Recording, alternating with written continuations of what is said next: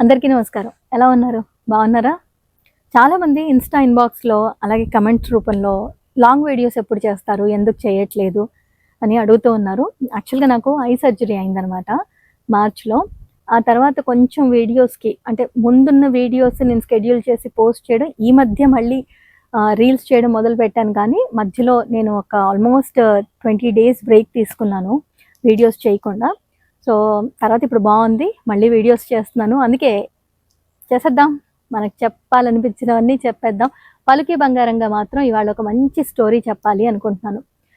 ఈ స్టోరీ పూర్తి చేయను. పూర్తి చేయకుండా మధ్యలో ఆపేస్తాను.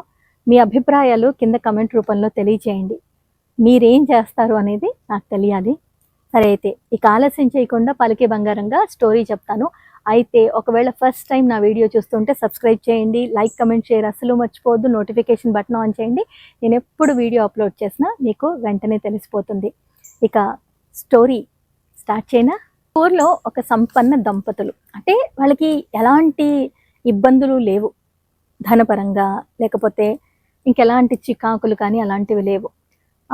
భర్త ఎవరైతే ఉన్నారో ఆయన ఊర్లో అందరిలో తల్లో నాలుగుగా ఉంటూ చేతనైనంత వరకు సహాయం చేస్తూ పిల్లల్ని సక్రమంగా పెంచి వాళ్ళని చదివించి వాళ్ళకు ఉద్యోగాలు వచ్చాయి, పెళ్ళిళ్ళు చేసి మొత్తానికి స్థిరపడ్డారు ఆ ఫ్యామిలీ. అయితే ఒకరోజు ఆయన పడుకున్నారు. తెల్లారు లేచే లోపల ఆయన లేవలేదు. ఆయన ఆస్తికి సంబంధించిన విల్లేది రాయలేదు. తర్వాత ఊర్లో చాలామందికి సహాయం చేశారు డబ్బు పరంగా. అయితే 4-5 సార్లు చేసిన తర్వాత ఐదోసారో ఆరోసారో మళ్ళీ అడిగిన వాళ్ళకి మాత్రం ఖచ్చితంగా లేదు అని చెప్పేవాళ్ళు. ఎందుకలా చెప్పేవాళ్ళు? అంతకు ముందు సహాయం చేశారు కదా అంటే ఆయనకు అనిపించింది అపాత్ర దానం కూడా చేయకూడదు అని. ఎందుకంటే వాళ్ళు దాన్ని దుర్వినియోగం చేస్తున్నారని ఆయనకు తెలిసింది కాబట్టి, లేదా ఆయన దగ్గర డబ్బు ఉంది కాబట్టి ఇస్తున్నారు కాబట్టి ఆయన్ని వాడుకుంటున్నారని ఆయనకు అనిపించుండొచ్చు. ఇక ఆయన తెల్లారి కాలం చేశారు. ఆయన ఎలాంటి విల్లు రాయలేదు. ఆయన్ని కాటికి సాగనంపేశారు. సాగనంపిన తర్వాత నుంచి మొదలైంది ఇంట్లో. నాన్న ఆస్తి ఎవరికి రాశారు? ఎంత రాశారు? ఎవరికి ఎక్కువ వస్తుంది? ఎవరికి తక్కువ వస్తుంది? ఇప్పుడు అమ్మని మా దగ్గర పెట్టుకొని చూసుకున్నాం అనుకోండి, బాగా అమ్మ పేరు మీద రాసుంటే అమ్మని ఎవరు బాగా చూసుకుంటే వాళ్ళకి అమ్మ తన తర్వాత ఆస్తి రాస్తుంది కదా. ఇలాంటివన్నీ ఆయన్ని సాగనంపారో లేదో ఇక్కడ ఇలాంటివన్నీ మొదలైపోయాయి. ఇక ఆయనకి తెలియని వాళ్ళు ఎవరు కనిపించినా వాళ్ళకి ఎలాంటి అవసరం ఉందన్న చివరికి ఓ ముద్ద తినిపించాలనిపించిన ఆయన ఎప్పటికప్పుడు సహాయం చేస్తూ ఉండేవాళ్ళు. ఎంతోమంది ఆయనకు చేతులు ఎత్తి దండం పెట్టి మీరు దేవుడు అని అన్నారు. సో ఈ స్టోరీలో ఈయన చనిపోతారు కదా. అయితే ఈయన ఒక్కవేళ బ్రతికుంటే విల్లు రాస్తే ఆ విల్లు ఎలా రాయాలి అనేది మీరు గెస్ చేయండి. ఒకవేళ అలాంటి ప్లేస్లో మనం ఉంటే ఏం చేస్తాము?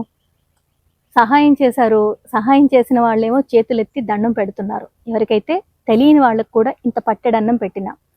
ఇక సహాయం పొందిన వాళ్ళు పదే పదే సహాయం అడుగుతున్నారు. 5 సార్లు చేసిన తర్వాత 6సారి చెయ్యకపోతే ఆయన పోయిన తర్వాత ఏముంది, డబ్బు పెట్టుకొని కట్టుకొని పోయాడా, ఎప్పుడైనా ఎవరికైనా ఇచ్చాడా, అడిగితే లేదని చెప్పేశాడు అన్నట్టుగా మాట్లాడుతున్నారు. ఇక్కడ చూస్తే పిల్లలు ఆస్తి కోసం ఎవరికి వస్తుంది ఎలా అనే ఆలోచనలో పడ్డారు. ఒకవేళ ఆ పెద్దాయన స్థానంలో ఉంటే మీరు ఆస్తి ఎవరికి రాస్తారు? విల్లు ఎవరికి చెందేలా చేస్తారు? కమెంట్ రూపంలో వీలైతే కమెంట్ బాక్స్లో పోస్ట్ చేయండి. నెక్స్ట్ వీక్ మాత్రం ఈ కథని పూర్తి చేస్తాను. చిన్న కథే, ఈసారి ఇలా మొదలు పెడదాం ఆఫ్టర్ లాంగ్ టైం అని అనిపించింది. సో మీరు కమెంట్ల రూపంలో తెలియచేయండి. అలాగే సబ్స్క్రైబ్ చేయకపోతే సబ్స్క్రైబ్ చేయండి, లైక్ చేయండి, నోటిఫికేషన్ బటన్ ఆన్ చేయండి. ఈ వీడియోకి కమెంట్ రూపంలో ఇంకా అభిప్రాయాలు తెలుసుకోవాలనుకుంటే స్టోరీని షేర్ చేయండి. ఎవరైనా మీకు అభిప్రాయం చెప్తే అది కూడా తీసుకొచ్చి కమెంట్ బాక్స్లో చెప్పండి. నెక్స్ట్ వీక్ పలుకే బంగారంలో నేను ఈ కథని పూర్తి చేస్తాను. ఇది పార్ట్ 1 అనమాట. సరే, మరి ఇప్పటికి ఉంటాను. మీరు అందరూ బాగుండాలి, అందులో నేను ఉండాలని ఎప్పట్లాగే కోరుకుంటూ వీలైతే మంచి చేయండి, వీలైతే ఎవరిని నొప్పించకుండా ముందుకు కదలండి. ఎందుకంటే ఆ చిన్న చిరునవ్వు, ఎదుటి వాళ్ళు నవ్వే చిన్న చిరునవ్వు మనకి ఎంత సంతోషాన్ని ఇస్తుందో మాటల్లో చెప్పలేం.